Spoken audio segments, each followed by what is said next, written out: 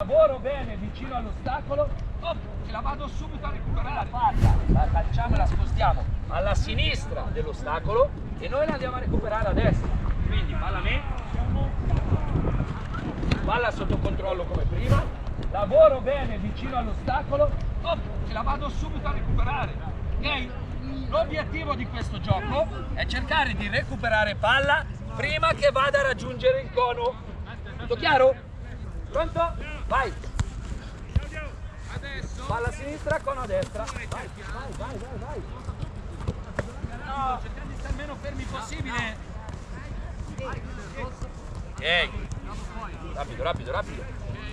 Pronti al cambio di direzione.